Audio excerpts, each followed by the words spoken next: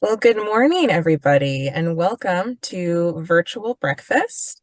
Today, we will have Dr. Christy Sprague talk to us about fall weed control options and what she's seen over the course of this past season. So I'll let her take it away.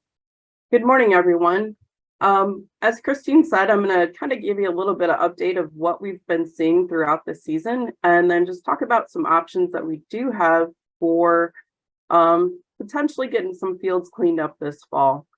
One of the challenges this year is, as most of us know, we started out extremely dry. So that kind of put a lot of our crops a little bit behind, as well as the weeds.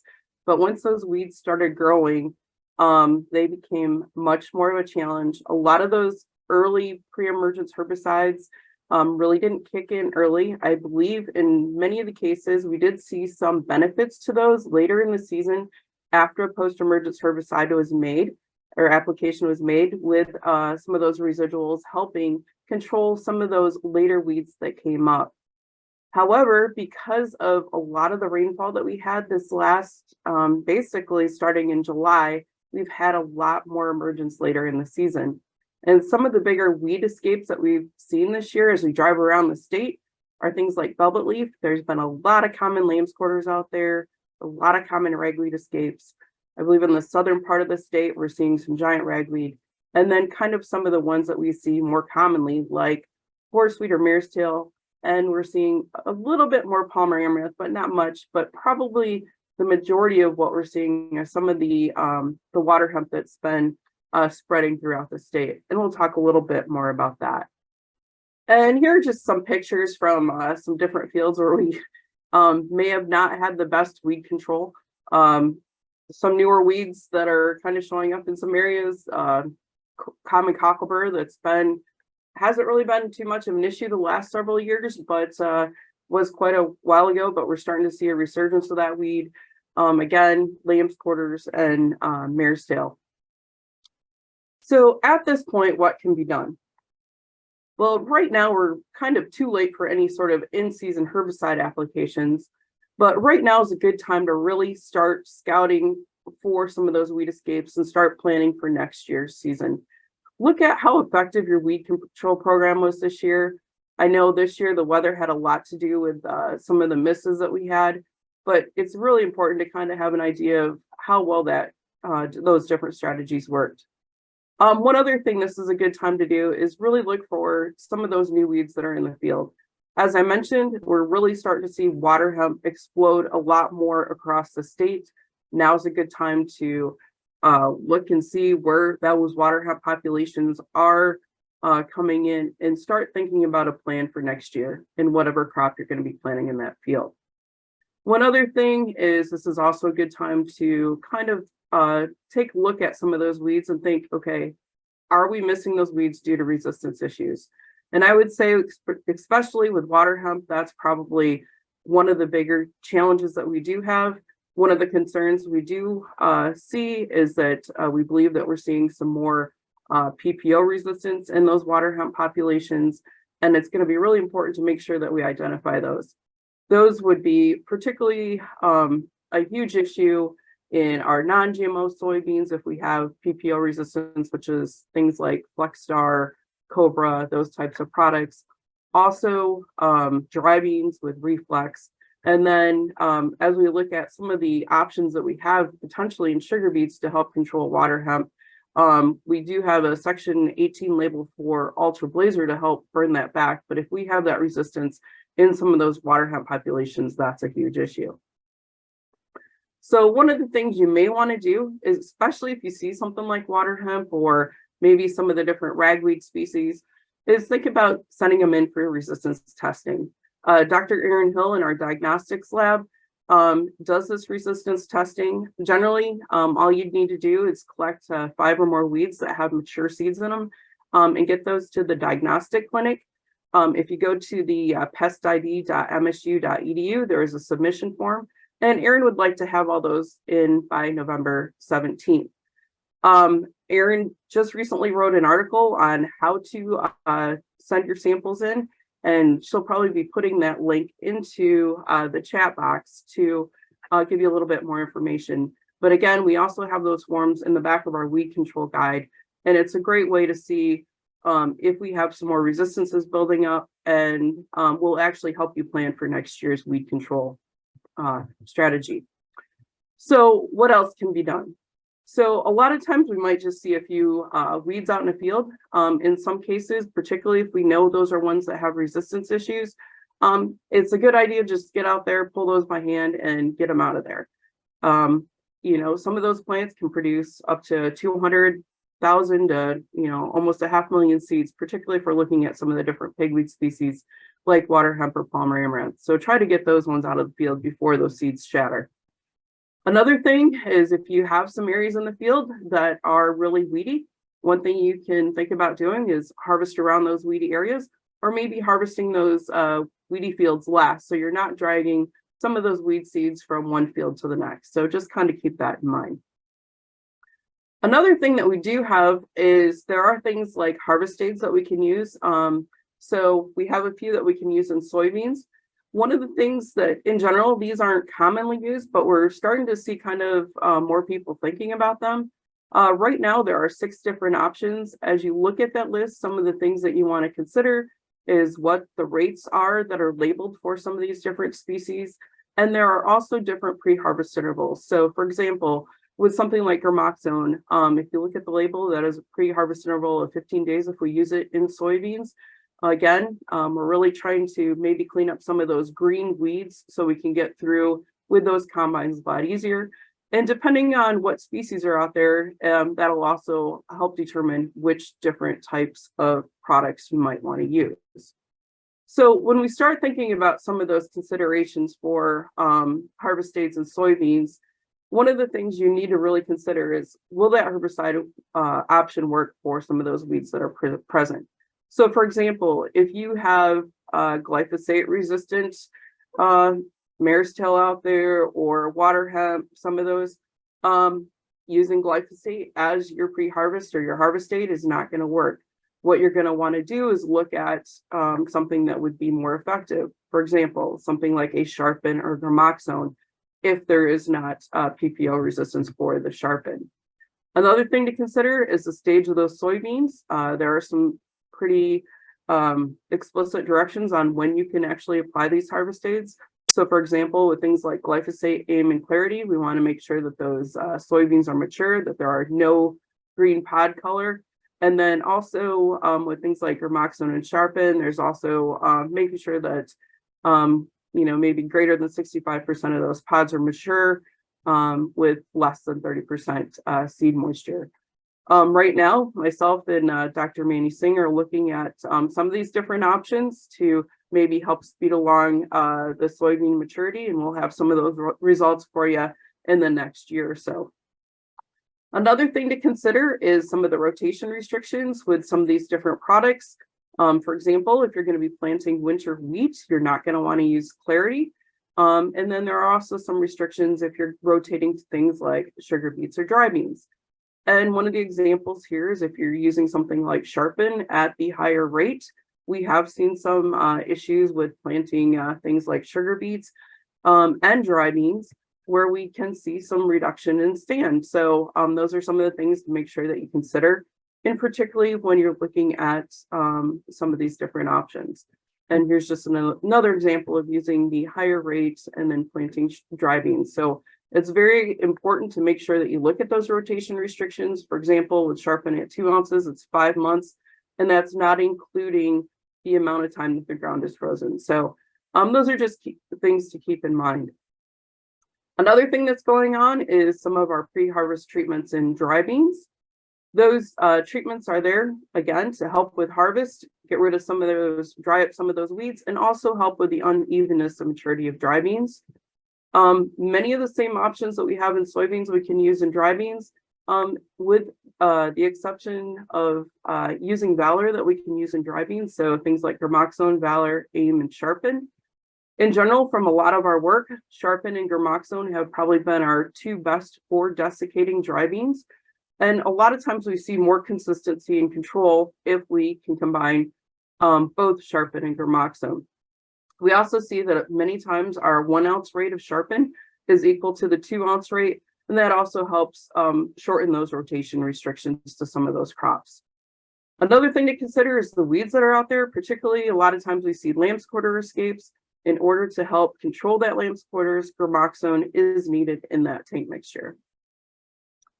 One other thing we can think about are some of the fall applications after we harvest things like soybeans and corn. One of the things that always becomes more of a problem is horseweed or mare's tail. We have some fall different treatments that we can use prior to planting corn or soybeans the following year. And you can see what the difference between a fall burn down versus a no fall burn down can do to help clean up some of those winter annual weeds, as well as potentially some of the perennials, in particular with mare's tail. So if we're looking at things like mare's tail or horseweed, we may still also need a spring burn down, but putting those fall applications out there with something like a 2,4-D ester, a sharpen, or a dicamba definitely helps clean up some of those harder to control glyphosate resistant mare's tail that come up in the fall or that had come up in August.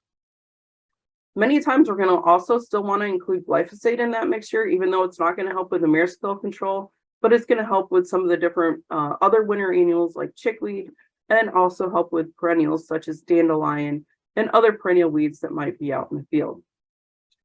Just a couple quick things on wheat. In the next few weeks, we're going to be seeing a lot of wheat going into fields, particularly as soybeans or dry beans get harvested.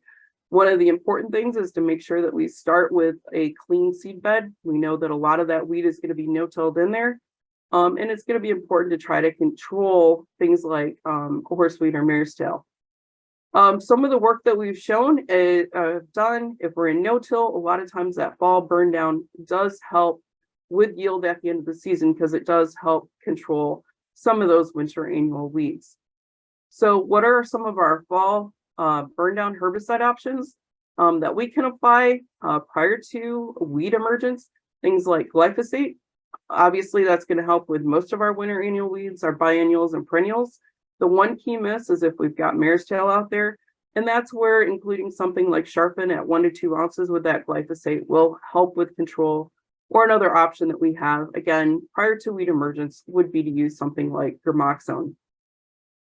We also have some fall options that we can do after wheat has emerged, because a lot of times we see a lot of winter annuals coming up at the same time as the wheat crop. And if we don't control those weeds, they're there to compete with that wheat. For example, we've done some work, and if you look at this chart in the middle, you can see that fall burn down followed by spring definitely helps with our common chickweed control. One of the downfalls with some of the fall applications is they may not provide enough residual control through the spring. We've been looking at that a little bit more. And this year, we've actually had some really good luck with those different applications. If you have horseweed in the field that is coming up with the wheat in the fall, some of the options you have are things like Husky, Talon, or Culex. Another thing where these wheat herbicides are very effective is to control winter annual grass weed species, particularly of things like windgrass.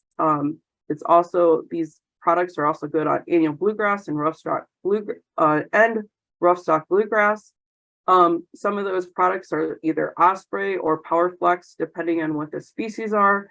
And here's just an example of what windgrass can do. Again, these are all winter annual grasses. With a fall application of Osprey, it cleans it up pretty well. Again, this is after the wheat is at that 2 to 3 leaf stage, compared to waiting until the spring and making those applications. This is some results that we had from this year comparing fall versus spring and really looking at planting date. So some of our earlier planted wheat, things that are planted in the fall, or excuse me, in September, are going to have a lot more wheat growth. So we're really seeing the benefit to some of those fall post-emergence applications when the wheat is about 2 to 3 leaf. We looked at 2 different timings and it really helped reduce the biomass compared to having a application in the spring versus when we plant in later October, where we're not necessarily seeing as much wheat growth. The fall application was very similar to the spring application. Those fall applications can also be beneficial for being able to frost seed clover. With those fall applications, it gives us a few more options or to control those weeds and then be able to frost seed clover. And we do have some pretty clear recommendations in our weed control guide on that. And you can see if things like Husky or Affinity Broadspec or Clarity, Axial Bold, any of these applied in the fall, we can frost seed clover and still have a great catch. We've also seen some fairly good luck with Osprey and Powerflex. As far as growth, we might see a little bit of reduction in stand.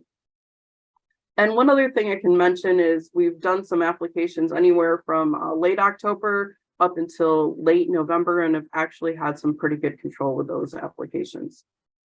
So with that, I'll leave you and I'll let you listen to Jeff on the weather, but we do have a lot of this information in our weed control guide and also on our msuweeds.com website. So I'll be happy to answer any questions after Jeff is done, and I'll look at those in the chat. So thank you very much.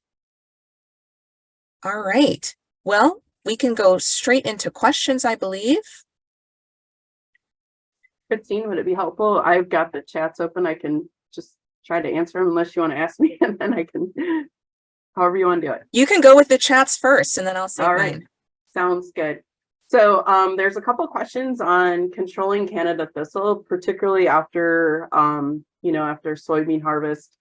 Some of the different things that you may want to consider. You want to make sure that the thistle starts to regrow before applying anything. Probably depending on what crop you're going to, probably the safest bet is to use something like glyphosate. The minimum rate would be, so for example, kind of the minimum of the 2 quarts of the older formulations of glyphosate, which would be equivalent to something like a 40-ounce rate of Roundup Power Max 3. If you increase that rate a little bit more, you might have a little bit better control, but at least a minimum rate of what was equivalent to the old 2-quart rate. You could also throw some dicamba or Clarity in there, or dicamba or 2,4-D in there. That might also help. One of the things to keep in mind is this is probably not going to completely control your Canada thistle problem. They have those long root stalks. So as soon as we control the top, it's going to send up new buds for the following year. So just keep in mind, if you have some thistle patches, it's probably something you're going to have to manage for a couple of years to try to get rid of some of those different areas. Let's see. Other questions. There was, so thistles. There's also a question about what are your recommendations for non-GMO corn and soybean. We do a non-GMO soybean trial every year. And we've got several years of recommendations and what the economics are for some of the different programs listed on our MSU Weeds website. So there's a lot of different options out there. A lot of it's going to really depend on the species you're trying to control. In general, we always recommend going out there with a pre-emergence herbicide to get some of those broadleaves under control, particularly things like lamb's quarters. What usually ends up happening is we're going to have to come back with something to help control some of the ragweed species. In general, we're using things like Flex Star and Cobra. And sometimes, depending on how thick your grasses are, we'll be using something like a Select Max or an Assure 2 to help clean up some of those grasses. With non-GMO corn, Dr. Erin Burns does a lot of work in corn, and there's several programs that she also looks at each year that you can pick out of some of her general research trials to look at that. We can be a little bit more specific if you want to send Erin or I an email with some different recommendations based on what your weed problems are. I also have a question about mowed field after wheat harvest. They have a good stand of cover crop, which volunteer wheat, and also some grass species. There's no other weeds besides mare's tail coming through. Should you just leave it? Depending on those cover crops do help, the wheat will take off. It'll help choke out some of the new emerged mare's tail. So it might be a good idea just to leave it as a cover crop. We've done a lot of work looking at things like wheat and cereal rye to help suppress mare's tail, and that has worked well. Where it's going to be different is if that mare's tail has got to jump on that cover crop. Let's see. There is a question about controlling weeds in orchard rows. Unfortunately, I don't have any experience with that. If you send us a message, we can kind of consult with Bernie Zanstra. He's done a lot of that stuff in the past, so we could get you that information. Let's see. Starting to see some outbreaks of wild onion and garlic. What can we do to control this? And will cover crop help? The only way the cover crop will help is if it gets established before the wild onion and wild garlic start to emerge. When we start looking at different herbicides that are good to control either one of those species, with wild garlic, things like Harmony Extra in wheat works really well, or just straight Harmony. Harmony can also be used in a burn down herbicide prior to corn and soybeans. So if you're looking at trying to clean it up prior to planting corn or soybeans, that works. With wild onion, 2,4-D is actually one of the better herbicides to control wild onion. So depending on which species you have, or if you have both, it's going to depend on what herbicide you're going to use. And again, from the cover crop standpoint, that only will help is if you can get those cover crops established before the wild onion and the wild garlic start to come up. Phil asked a question about particular grasses like barnyard grass, and I see Aaron put in some information about what's shown up in Michigan as far as resistances and grasses. And one of the things I would recommend is if you think you might have ACCA resistance, so resistance to Select Max or something like that, if that's what you're seeing, send that in to get some seed and send it into the diagnostic clinic. And Aaron did post some information about how to get some of that resistance screening done this year. And there was also a question about a weed ID app.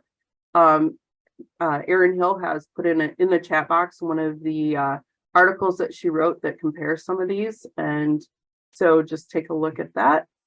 And let's see, we've got a question about dry bean desiccation. So again, Sharpen is very commonly used for dry bean desiccation.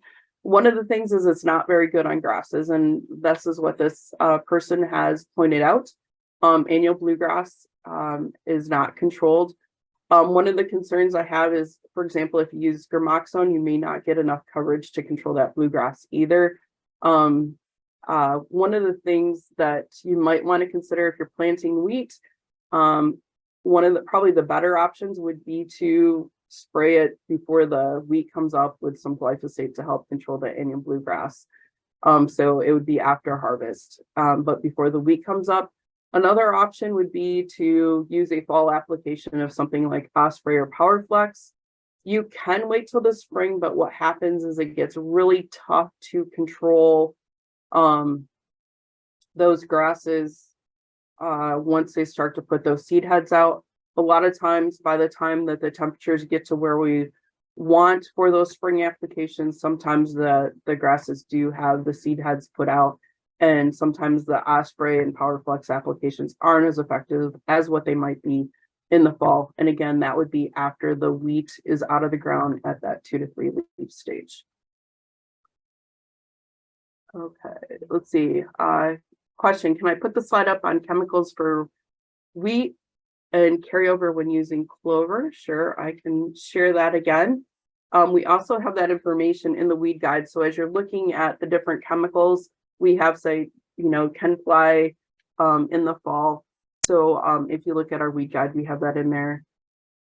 And my experience, glyphosate only for thistle. I always add 2,4-D. Yep, and that does help.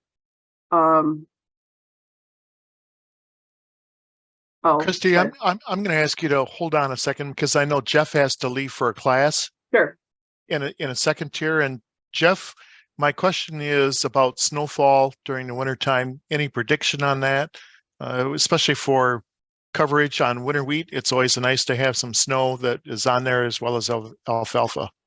It's and the overall general answer is given the El Nino, again, not always, but more often than not, we see below normal snowfall for the whole season. But it doesn't tell us much in terms of how it falls. It's just almost impossible to do that. So it's other than saying that the average, the total will be down, and that is going to more likely than not be the case. The timing of it is really, really tough. So it won't know here for at least for the early part of the winter when that snow might come. And some El Nino winters we actually do get cold air outbreaks. They just tend to be less likely or less common and less severe than they are in non-El Nino conditions. So you can see the El Nino does have many times a lot of influence, but it's hard to know much detail other than the total might, as we move to next spring, might be below normal. Thank you, Jeff. You bet. Maybe we should open the floor to other specialists who might have a last update of the season or things to watch out for. I know I had a for Chris here. If we're expecting a mild winter again, is there pests that we should be watching out for or things to prepare for? Well, anything that would overwinter here, potentially things like Western bean cutworm, European corn borer. But a lot of times it's not the overwintering so much. You get a big slug of them come through the winter, but then it's the spring weather that really affects what's going to happen. So, anything that potentially overwinters. Now, the other thing is if it's too warm, sometimes, things, this is what happened with honeybees. They will wake up. They're just sort of sitting there. They can use up their fat stores if it's too warm. You don't want to be too active. The one thing that comes to mind early in the season would be alfalfa weevil. That overwinters and it gets up early, right? It's like 45 degrees. So that seems like that's been a little bit more troublesome in the last few years. But really the main thing is then what happens in the spring with whatever population makes it through.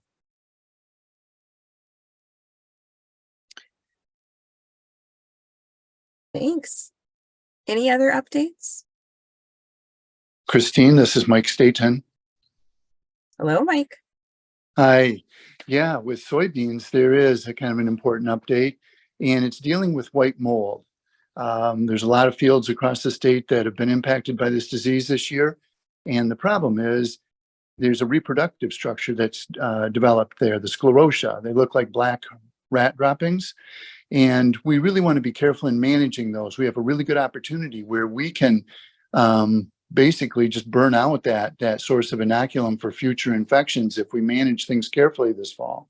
So the biggest message is if you have a soybean field that's infested, or a dry bean field for that matter, that's infested with white mold this year, try to keep those sclerotia, those black rat droppings, on the surface of the soil. Don't work them into the soil with tillage.